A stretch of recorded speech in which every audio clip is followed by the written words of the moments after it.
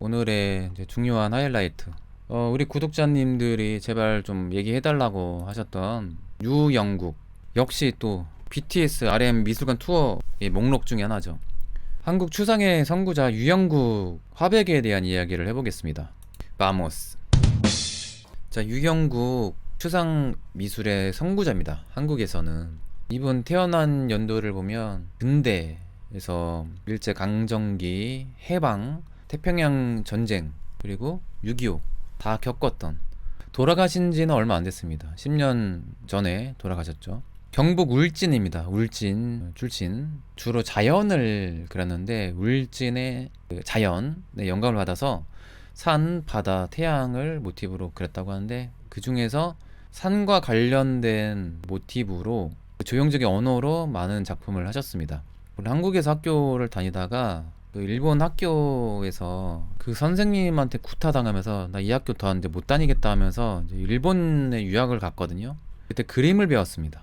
도쿄 문화 학원. 군국주의 시절에 이상하게도 히틀러도 그랬고, 군국주의에 가까운 정치 노선이면 추상미술, 아방가르드한 이런 작품들을 되게 싫어하더라고요. 정권 차원에서 공통적인 현상입니다. 어디 가나 독재자들이나 전체주의 이런 성향의 정권을 잡은 이 독재자들이나 아무튼 그런 정치 세력들은 새로운 미술을 되게 싫어해야 해요. 그런 미술이 뭔가 사상적으로 불손하다고 여기는 것 같아요. 예, 역시 마찬가지로 당시 일본에서, 그러니까 파리에서 유행하는 그런 아방가르드한 그 예술 스타일을 좀 박해했나 봐요. 억압했나 봐요. 근데 그런데도 도쿄에서 몇 안 되게 이 문화 학원이라는 데가 자유로운 예술 교육을 했다고 해요. 그림을 배우면서 새로운 미술에 대한 눈을 떴다고 볼 수가 있고, 이분이 태평양 전쟁 때 이제 우리나라 건너왔거든요.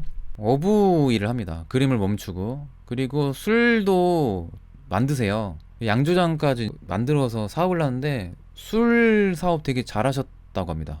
술 되게 잘 파셨대요.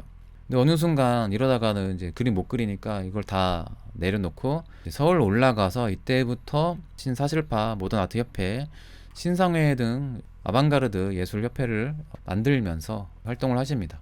도쿄 문화 학원에서 그때 접했던 유명 아티스트 중에 이제 두 분이 장국진, 이중섭, 김환기가 뭐 제일 유명하죠. 그치. 반대로 미국에서는 워낙 이제 러시아 쪽에서 그런 걸 탄압하니까, 미국에서 이제 오히려 이제 추상 이제 이런 물결이 일어난 게 그게 있어요. 미국에서도 좌파 예술가들 때려잡는 그런 운동이 있었거든요. 그러면 솔직히 이 예술가들의 성향이 되게 과격하고 새로움을 추구하는데, 모던은 이 공산주의다 막 이런 것 때문에 많은 탄압이 있었습니다. 근데 그때 컨셉을 잘 잡은 거죠. 미국은 자유 아니야? 자유? 그럼 자유 안에 이런 예술가들을 다 묶을 수 있으니까 그때 오히려 더 적극적으로 새로움을 추구하는 아티스트들, 특히 추상하는 예술가들을 더욱 키워줬던 것도 있죠. 그렇죠. 메카시즘이죠. 메카시즘. 블랙리스트 만들어서 이 아티스트들 이렇게 탄압했었습니다. 미국도. 그러니까 이 정치적으로 잘못 선동당하면 이 예술이 한 번에 훅 가는 수가 있습니다. 우리나라 K 콘텐츠 조심해야 돼요. 잘만 방관해줘도 되는데 잘못 이렇게 또 하면 훅 가는 수가 있습니다. 예술가가 보수적이라면 더 볼 게 있을까 싶긴 합니다. 그쵸. 예술가가 20세기 이후에 예술가, 다른 분야는 모르겠는데 새로움의 미학이죠. 일단은 현대 미술이라는 게. 그럴 때 보수적이기 힘들죠. 아무래도 예술가란 타이틀 단 분들이 성향이 보수적이기가 좀 쉽지는 않은 것 같아요. 아무튼 유영국이 그 중에서 되게 자유를 추구하고 억압받는 거 되게 싫어하는 그런 아티스트 중에 하나입니다. 도쿄 문화학원에서 영향을 받았을 때에 되게 모던한 작품을 일찌감치 시도를 하세요. 물론 파리의 피카소에서 시작한 콜라주의 영향을 당연히 받았겠죠. 되게 미니멀한 아주 심플한 아트를 이미 시작하십니다. 1937년도 이미. 물론 다른 유럽에서야 이런 거를 이미 시도하지만 우리나라 화가로서는 이런 시도를 하는 사람이 거의 없었죠. 이 시기에.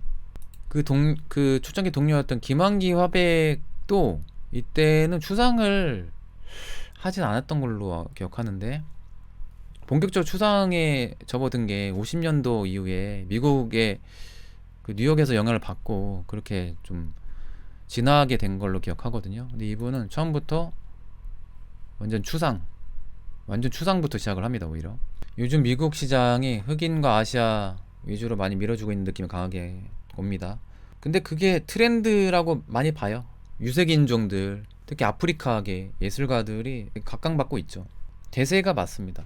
기악토형으로 이런 콜라주 작업을 이미 시도를 하십니다. 근데 제가 이전부터 항상 얘기하지만요, 최초란 말 믿으면 안 됩니다. 특히 미술 공부할 때 최초의 누구누구 하면, 알고 보면 이전에 공부할 때 이분이 최초라고 했었는데 알고 보니까 다른 분이었어.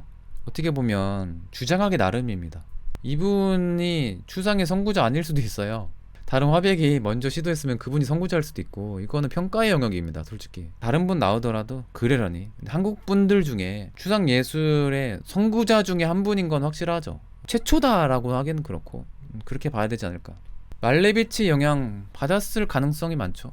말레비치의 검은 사각형 연도 보면 이분이 얼마나 더 빠른지 그게 나오지 않을까요? 절대주의. 1915년도에 블랙 스퀘어 만들었습니다. 피카소가 이전에 이런 스타일을 이미 시도하셨으니까 아주 빠르다고 볼 수는 없죠. 전 세계적인 트렌드로 봤을 때. 하지만 한국 아티스트 중에서 나라가 못 살면 문화적으로 후퇴할 수밖에 없거든요. 트렌드도 되게 받아들이는 게 느리고 힘든 시절이었으니까.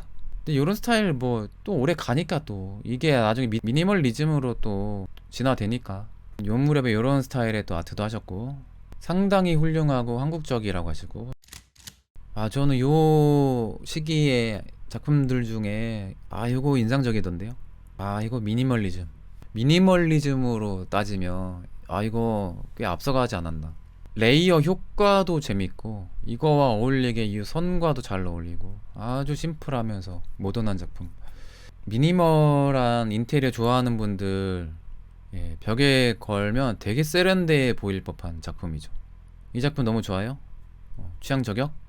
물론 이게 아주 새롭다고는 볼 수 없지만, 유럽 아티스트들이나 미국 예술가들 여러 시도를 했으니까. 근데 되게 세련됐어요.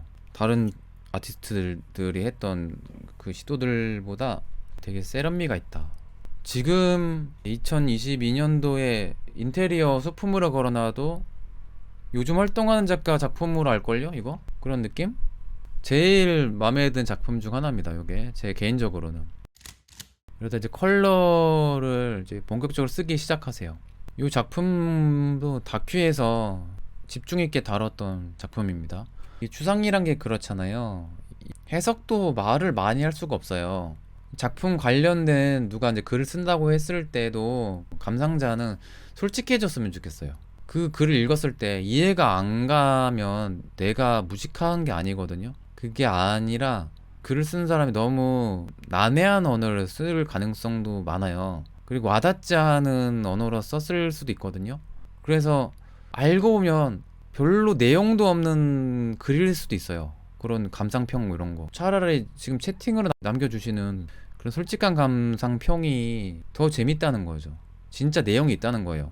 아무튼 그림은 각자가 보는 거고, 진짜 솔직한 감상평이 더 좋습니다. 날것. 별인지 먼지인지 의도한 거 아닌 것 같아요. 먼지가 낀 것 같아요.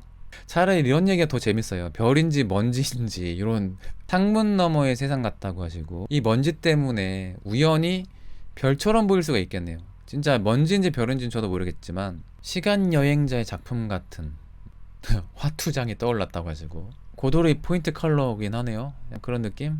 작품보다 무제라고 했어야 하지 않았나요? 그럴 수 있죠. 무제라고 굳이 안 하고 작품이라고 한 이유가 있지 않을까요? 근데 뭐 무제나 작품이나, 이분의 사모님이 지금도 살아 계시고 덕수궁 이제 현대미술관에서 전시했을 때 인터뷰를 봤는데, 요건 뭘 그린 거예요? 물었을 때 이걸 그렸어요? 아니. 아니면 이걸 그렸어요? 그 남편이 아니. 그러면 뭐예요? 하면 그냥 보이는 대로 봐, 이렇게 말했대요. 이게 정답입니다. 추상 볼 때 단정 지으면 안 되고 그러려니 봐야 되는 게 추상의 감상법이지 않을까. 너무 확고하게 뭘 해석하려고 할 필요도 없고, 그냥 개인적으로 창문 느낌이 나네. 그럴 수도 있고 아닐 수도 있고, 아닐 가능성이 많지만 그렇게 보이네. 그렇게 보는 거예요. 쿨하게. 화투에서 똥광 그림을 그리다만 느낌, 이런 신선한 감상 표현 좋습니다. 우산 쓴 아저씨 있으면 된다고요? 모니터 아까 닦아봤다고요? 모니터에 먼지 낀 줄 알고. 호포의 쓸쓸한 공간도 떠오른다고 하시고, 요 그림도 그 어떤 특별전 때 브러셔 메인 이미지로 아마 썼을 거예요. 40년도와 57년도의 이 공백 기간이 엄청 길죠. 일단은 1943년도, 이 3년 뒤죠. 태평양 전쟁 때문에 혼란한 상황으로 더 이상 그림을 못 그립니다. 뭐 재정적인 문제도 되게 많았겠죠. 그래서 귀국을 하게 돼요. 결혼을 또 하시고 장가 가시고 벌어야 되니까 배를 타십니다. 그래서 고기잡이 해가지고 생계를 꾸리느라 그림을 못 그리세요. 그리고 이제 결혼했으니까 또 가족도 생기고 먹여 살려야 되니까 그림 그릴 그 여유도 안 되고 양조장을 운영하시고 술 장사 꽤 잘 됐다고 합니다. 꽤 사업 괜찮았대요. 근데 어느 순간 여기까지다. 계속 했다가는 평생 그림 못 그리겠구나, 이런 위기감이 있었던 것 같아요. 이제 50년대 이후에 이제 본격적으로 그림을 다시 그린다고 서울에 올라와서 활동을 합니다. 이런 조형이 어떻게 나온지 상상하는 게 그림 감상법. 색과 선이 정말 한국적인 아름다움이 화면에 가득하다고 하시고, 지금 봐도 세련돼 보인다고 하시고, 이분은 특유의 그 사인은 없으시네요. 그냥 이름을 영문으로 이렇게 쓰시는 이런 스타일이네요. 그 57년도 작품 또 보는데 주로 자연을 그린 것 같아요. 이것도 자연을 모티브로 그렸을 가능성이 꽤 많은 것 같고, 울진에서 주로 거주하셨으니까 서울에 올라왔다라도 상상을 통해서 작은 작업실에서 그림을 그리셨다고 하니까 울진에서 봤던 그 산과 바다, 하늘, 이런 걸 모티브로 그리지 않았을까. 이제 요 때부터 본격적으로 산 시리즈 그림이 많이 나오기 시작합니다. 산은 내 앞에 있는 것이 아니라 내 안에 있는 것이다. 이 말에서도 알 수 있다시피 산이 눈에 보이는 산이 아니라 상상을 통해서 유영국 화백만의 조형적 언어로 단순화시킨 거죠. 일부러 질감 효과를 다르게 준 것도 있네요, 보니까. 아무튼 이 산 시리즈 중에 제일 눈에 잘 들어오고 색감도 기분 좋게 만드는 뭔가가 있다라는 생각을 했던 작품. 큐비즘뿐만 아니라 몬드리안, 또 말레비치, 이런 과의 차관 추상부터 독일에서 이제 유행했던 청기사파를 포함한 독일식 표현주의도 흡사한 듯한 느낌도 들더라고요. 이 작품이 꼭 그렇다는 게 아니라 청기사파가 또 자연을 되게 좋아하고, 칸딘스키도 그랬지만 산 되게 많이 그렸습니다. 마크라는 화가는 동물을 많이 그렸지만, 그래서 약간 청기사파의 성향도 있다는 느낌을 받았어요. 청기사파가 청산의 사르리였다 마인드가 있잖아요. 평화주의자들이고, 이분도 평화주의자인 것 같아요. 그림 성향 보면 우리나라 산 모습이라고 하시고, 보는 사람 마음인지 그럴 가능성이 많죠. 색감이 눈 휴식을 주는 색, 박수근 느낌도 나네요. 색깔을 탁하고 부석부석하게 칠한 것이, 요 질감에서 약간 박수근 느낌 진짜 나네요. 근데 그거를 또 생각해봐야 될 것 같아요. 이때의 우리나라 살림이 엄청 황폐화됐을 때잖아요.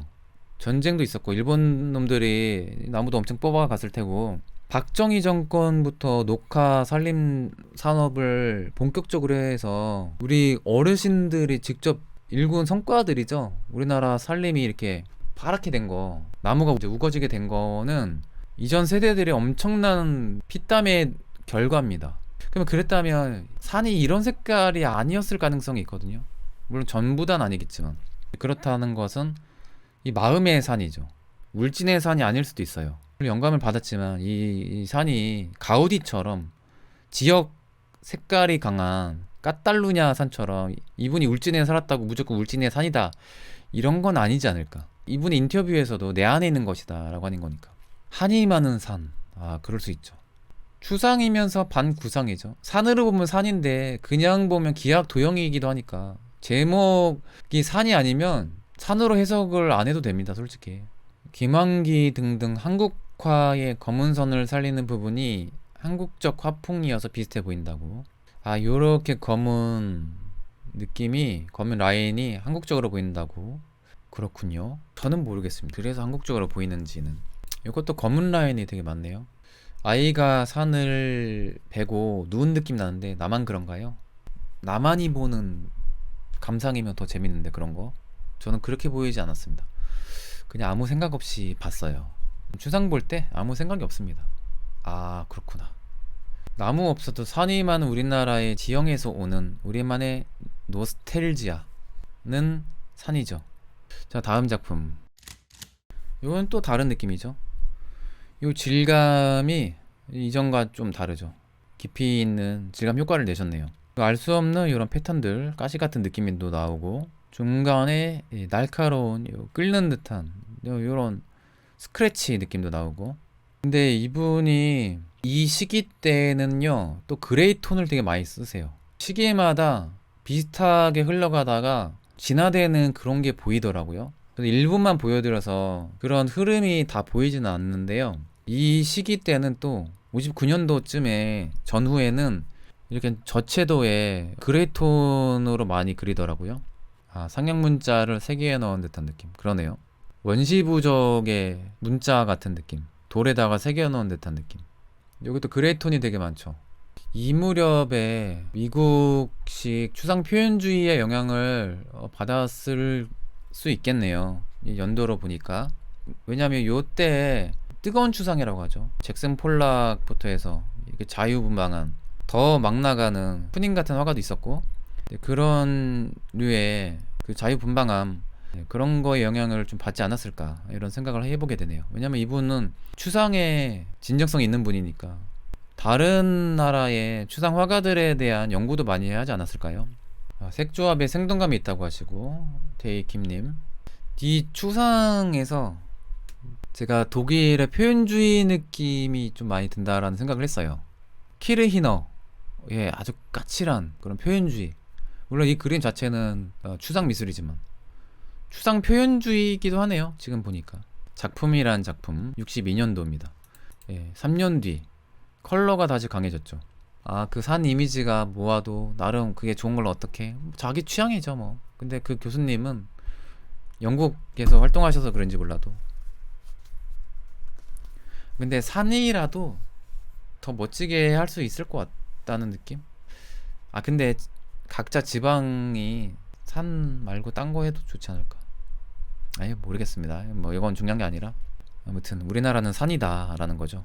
저기 잔상이 터너의 바닷가 배에서 막 물보라 쏟아지는 막 그런 느낌, 그런 게 좀 떠오르네요. 세계 추상 미술에 비해 작품성이 뒤처지지 않다고 보시나요? 어려운 질문 하셨네요. 모르겠습니다. 저는 추상 좋고 나쁜 건 취향 문제라고 봅니다. 그리고 그러니까 세계 추상 미술의 트렌드에 뭔가 밀리지 않느냐 이런 거 말씀하신 것 같은데, 그 트렌드를 만드는 게 미국이잖아요. 근데 미국이 같은 추상이라도 우리와 조건이 같느냐? 아니죠. 그쪽은 자본의 힘이 엄청 막강하고 정부에서 엄청 밀어줬고, 이분 미국에서 활동하셨으면 대박 났죠. 그건 확실합니다. 그래서 모르겠다라는 게 제 생각이에요.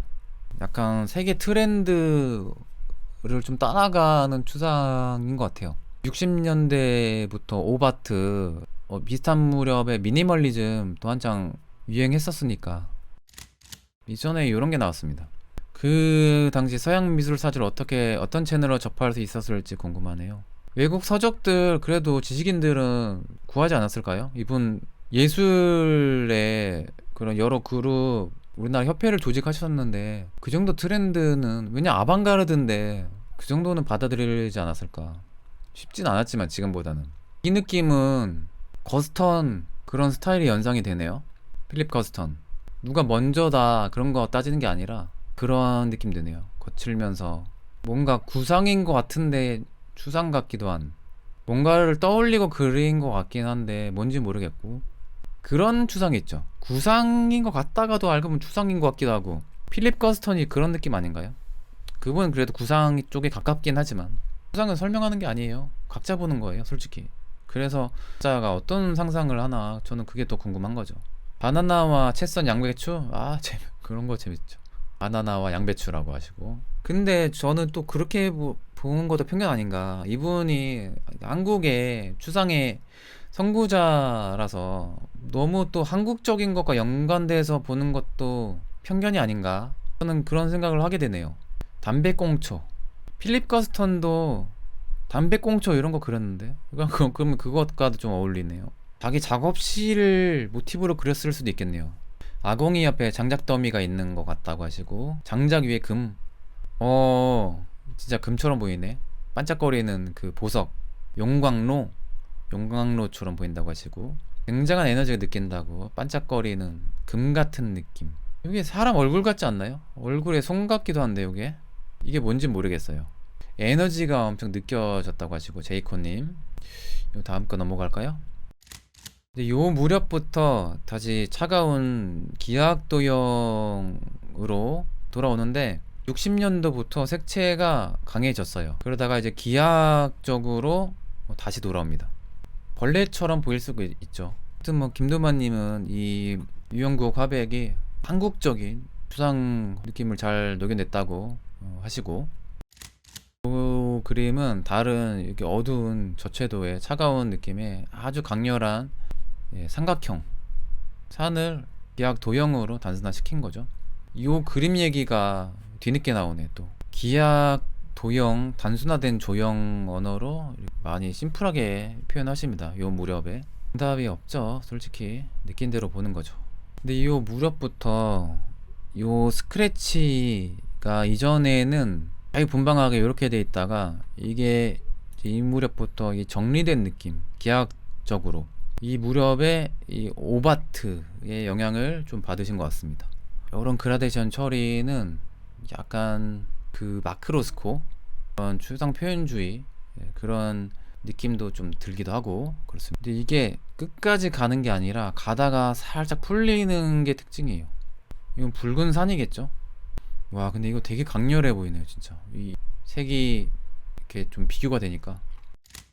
그리고 요때 네모 그리드 느낌이 강한 이런 조형적인 언어로 많이 표현하십니다. 이 선은요 좀 일관성이 있네요. 이 처음부터 요런 라인, 쓱 푸는 요 라인, 이 그림 재밌죠?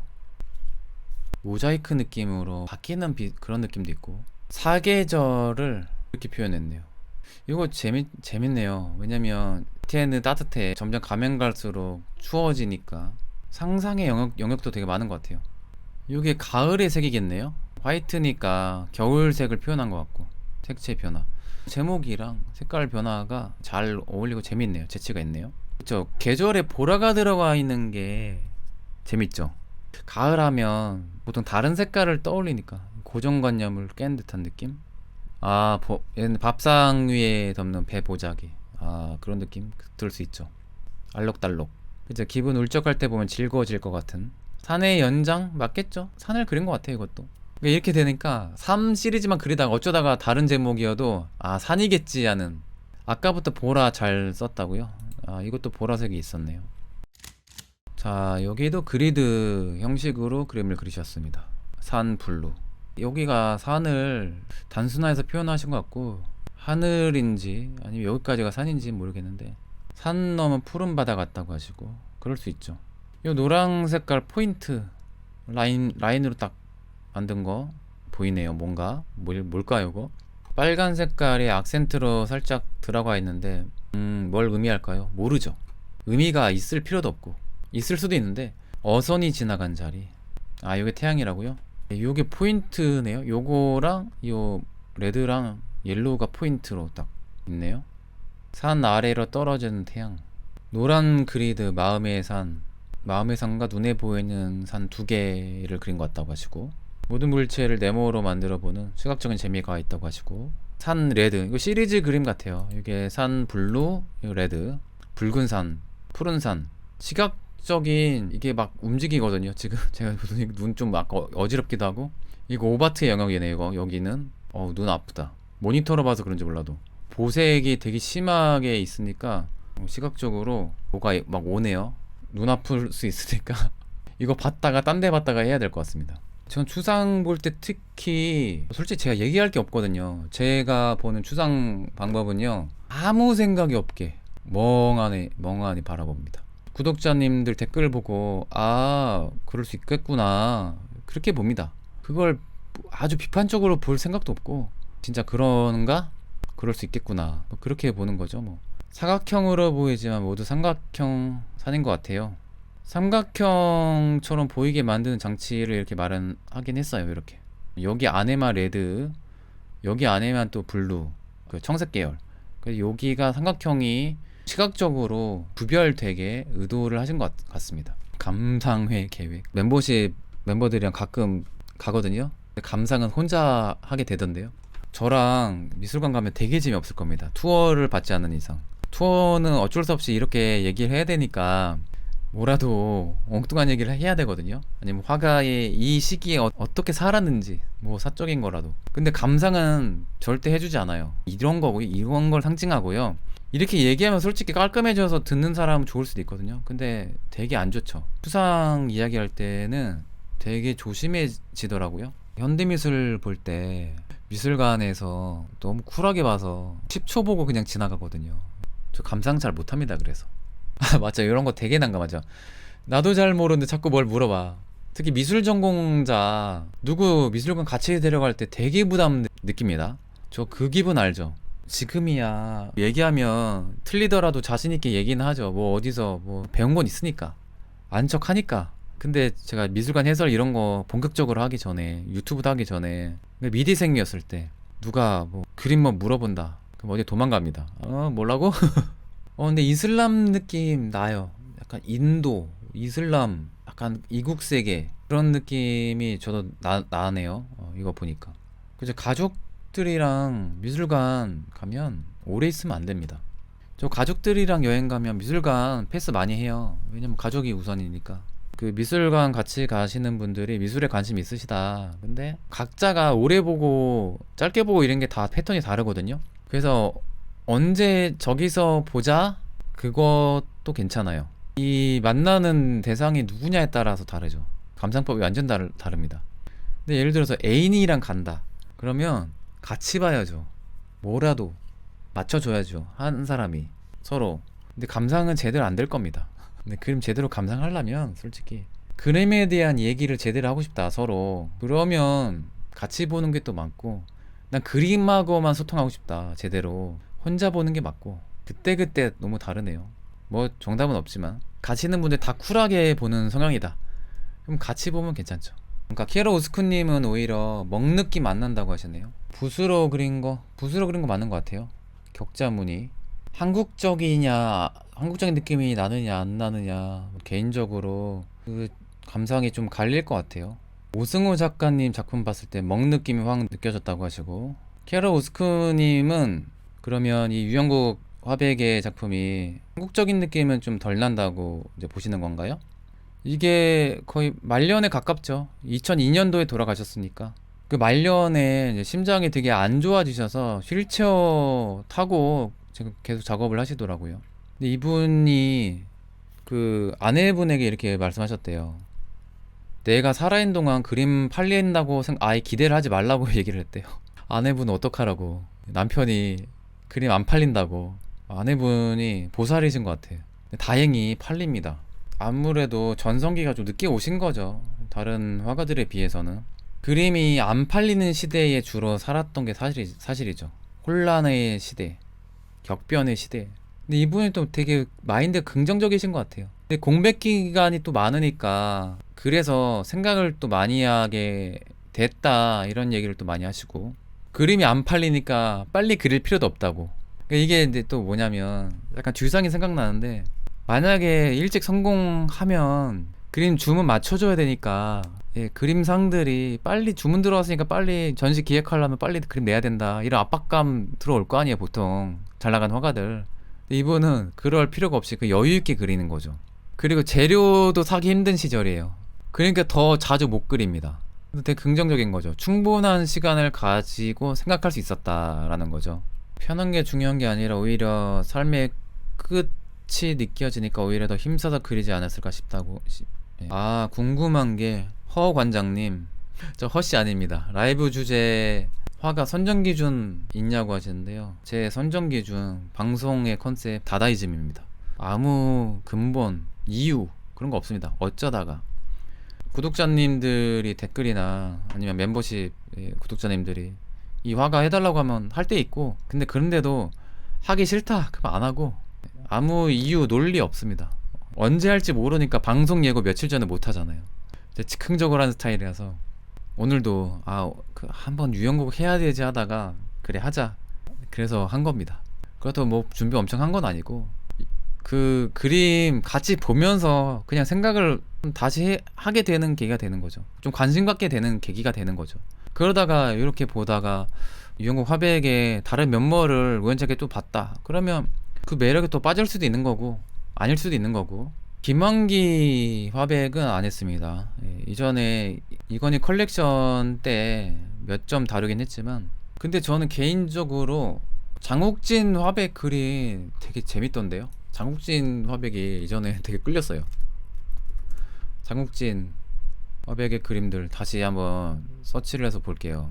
저는 근데 그런 생각이 들어요. 김환기 화백 추상 때보다 과도기 때 구상하셨을 때 더 재밌던데요. 장욱진 화백 이전에도 그림 몇 개 봤을 때 너무 재밌다 이 화가, 그런 느낌이 들었는데 한번 해야겠다. 다음 시간에 장욱진 이슈가 된 유영국 화백 RM의 역할이 되게 컸습니다. 유영국 화백의 이제 최근에 이 집중적인 이 관심도, RM 이후에 KBS 그 다큐도 좀 조회수 확 터졌을걸요.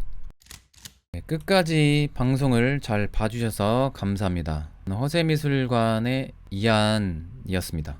아스타 루에고 부에나스 노체스. 여러분 굿밤 되세요.